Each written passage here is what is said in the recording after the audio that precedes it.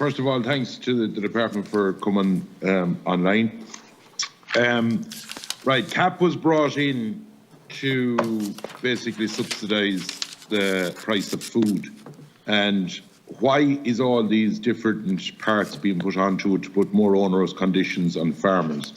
Second question, and I'm asking the questions one by one.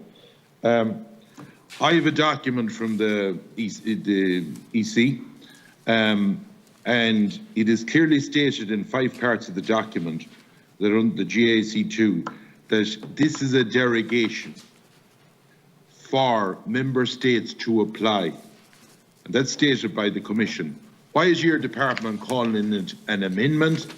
And at the end of, and it has been highlighted earlier on, at the end under a derogation, isn't it very clearly that a minister applies for that? If you get a minister that is opposed to letting farmers work in those areas where they were farming, that it's up to the minister entirely. Secondly, why are we now going down a road after 25 years of CAP? Why are we going down a road that some farmers in this country is going to be differentiated between mineral soils and peat soils? Can the department answer that? On top of that, under the document in Europe, it states where a farmer wouldn't be able to clean drains or carry out works, that this sort of backdoor job would be operating. Do ye envisage that in soils, peaty soils, that farmers will be stopped from doing certain works? Or what is the vision ye have for the we call it the boggy or the peaty soils, especially in the mountains? And over the coming years, if you go into Pillar 2, and is your department signing up along with the other department to the 2030, where you will, 30% of our country will be designated, there'll be some of it strictly protected. You won't get that in state land. Are ye working with the Department of Climate Action, penciling areas that may be suitable for this? And is there a danger that when farmers go into Pillar 2, be it an environmental scheme or other eco schemes or different type schemes brought out, that if they put land into a habitat or biodiversity, will ye guarantee that that farmer will be able to go in with the digger, pull it apart again to make it eligible for the, we'll call it Tier 1 now, of being able to apply for a single farm payment? Because obviously, under this new system that's been proposed, there's going to be a 2-tier system. Could you answer them questions one by one, please? Yeah, thank you, Chairman. I hope you can hear me okay. Yeah, Paul, fine, yeah. Good. Okay, thanks very much, and thank you, Deputies Fitzmaurice and Brown, for the points that you've raised and the questions also, which give me a chance to come back and maybe make some comments. And I'll make some overall comments, I think, maybe just from my perspective in terms of the overall direction that we're travelling here. And I will maybe ask for further input from colleagues from Sharon or from Tom Keating also, just on some of the more technical elements as we go through the process of answering the questions this morning. So maybe just to pick up on a couple of the points initially made by Deputy Fitzmaurice. The first point that you made about CAP subsidies, or CAP subsidising originally the price of food, and why these additional conditions or further requirements are being imposed on farmers nowadays. I think the only way I'd answer that, I think, would be to look at the evolution of the CAP itself over the last 20, 30 years. I mean, certainly it would have been introduced as a means for providing essentially support for the sector in the form of market supports, or indeed providing subsidies in terms of supporting the price of food, of different products. And that led to problems, of course, over the early part of the CAP. And we've seen changes in the nature of what the CAP does over the last number of years. And so we've seen much more of a market orientation of the CAP, away from kind of direct price support, if you want to call it that, More towards market orientation, more towards supporting farmers through income supports as they are now, essentially a kind of an income support structure, which provides a foundation for farmers then to respond to the demands of the market and to respond in terms of the wider development of the industry also, and to feed into that wider development of the industry.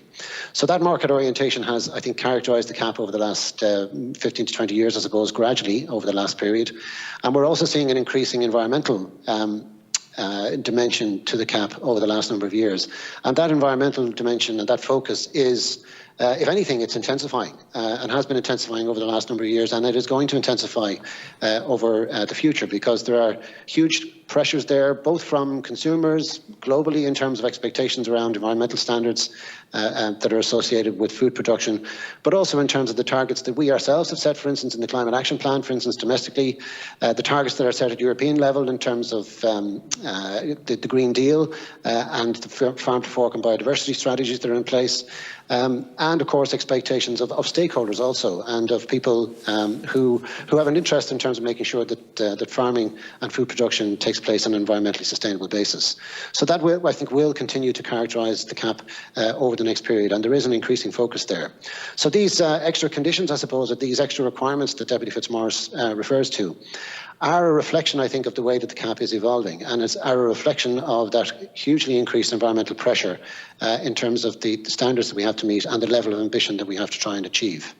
But I think we're trying to do that, and I think Member States and Parliament over the last period have been trying to do this on the basis of continuing to support farm incomes, while also trying to reorientate the CAP to support these market-oriented and environmental objectives. So the support of incomes still remains obviously a key objective of the CAP, and that will continue to inform the process, I think, of reform as we go forward. I think the other point maybe to make, and I think it was touched on in terms of some of the expenditure and farm incomes also, is around, you know, the budgetary negotiations and where we are in terms of the budget that we have for the next CAP coming up. We have seen, for instance, a slight increase overall in Ireland's budget for the CAP, a slight decrease on Pillar 1 payments. But sorry, 1 second. Could we're limited on time, and we've probably heard enough on the CAP. Could we go on to the GAAC? The other questions I had, please, with no disrespect, because other members wants to get in as well. We need to know about this derogation and why the department is calling it something different. We need the other questions answered. We know about the first thing we have to do is get farmers in line for it. And if it could be possible to answer the other questions, please. Thank you. Okay. Yes, of course.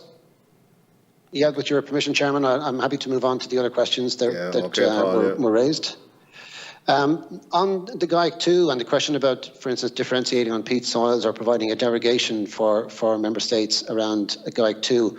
Again, as I say, I'll make some general comments and I'll leave it open to colleagues, particularly Tom, maybe to come in on some of the detail on this. But in terms of the GAAC 2, there's a number of different provisions within the regulations that provide for the management of soils, or the maintenance of what we call eligible hectare.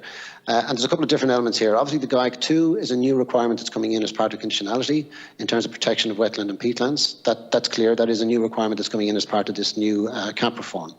And it's linked to provisions in the regulations in Article 12 and in Article 4 in particular. And just in relation to Article 12, Article 12 makes it clear that Member States have to define the GAAC standards in accordance with their own local conditions, with their own farming conditions. So Member States set the standard that has to be achieved under each of the GAACs. So it is up to Member States themselves, subject to compliance with the overall framework, with the regulatory framework, to decide what is the level at which the bar should be set, if you like, in terms of management requirements to fulfil those GAAC requirements. So in the case of GAAC 2, for instance, we have different approaches at the moment in terms of the wording that's there from both the Commission, but also from the Parliament and the Council.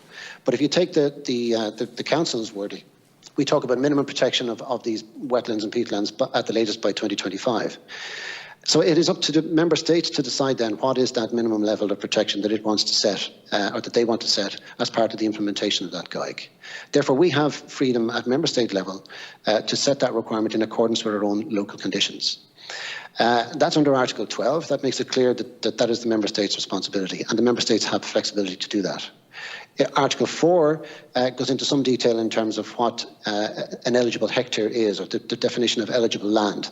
And there are a number of different elements to that.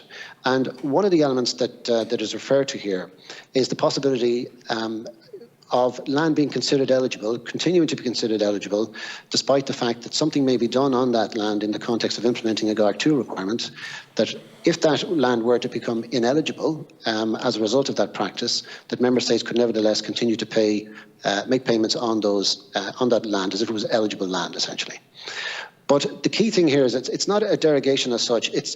There is a provision in the regulation, and when we talk about it being an amendment, it's an amendment to the text that was submitted by the Commission in the first place, which talks about the areas that would continue to be considered eligible for payments. And under that, there is a specific reference made to any lands that are subject of GAAC 2 activity, that are subject to a management practice under GAAC 2.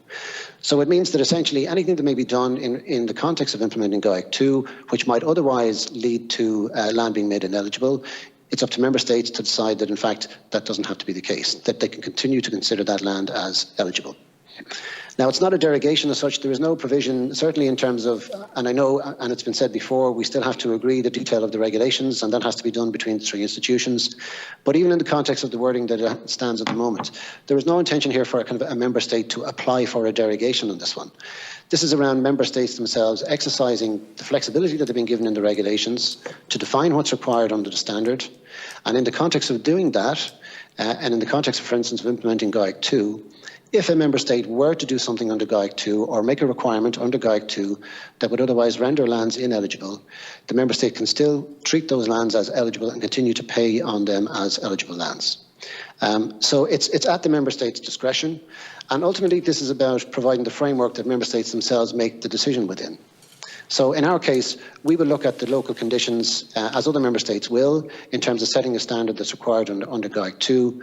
And we want to be able to do that in a way that's manageable, that upholds our obligations, obviously, in terms of complying with GAAC 2, but also gives us the scope to build on that through, for instance, potentially eco-schemes and other measures. Is the EU telling lies, so in the meeting that was on the 16th of March, the European Parliament and the Council, that on 3 different occasions they have said regarding the Council's proposed GAAC 2 derogation, it's used 3 times in the one document. Are they telling us lies in this document, or who is? Yeah, again, I don't have the document in front of me, Deputy, but all I can say, yeah, no, absolutely, and I can certainly come back to you maybe in more detail on that after the meeting today, so I don't have sight directly of the document that you're talking about, but my point here is that, and I know people can use, I suppose, easy phrases in terms of derogation, for instance, to describe what is quite a complex matter. If you look purely at the text of the regulation as it currently stands, both in terms of the Council amendments and also the European Parliament's amendments, it can be quite complex to navigate through that and follow through the different kind of subcomponents of those articles, particularly Article 4, which is quite dense in terms of its definition or setting out what are the requirements around eligible hectare. So yes, it's easy to refer, I think, to that as a derogation. And again, not having cited the document that you're talking about directly here, what I'm saying is that if you look at the actual layout of the text in the regulation as it currently stands, including in terms of the changes that the Council have proposed, what is being set out here is that member states have the flexibility to define the standard, set the standard in GAAC 2. If, as part of that process of setting that standard, land were to be made ineligible in accordance with the normal consideration of land being eligible for payment, if that were to happen, then member states have the ability to continue to consider those lands eligible for payment. I think that's where the derogation piece comes in. That's where people refer to it as derogation. But it's up to member states themselves to continue to treat those lands as eligible for payment. And that will very much depend on what member states decide to do as part of the requirement for GAAC 2. And as I've said, we will look at that in the context of complying with the requirement, but also leaving scope for further development, further actions on those lands under eco schemes and under Pillar 2.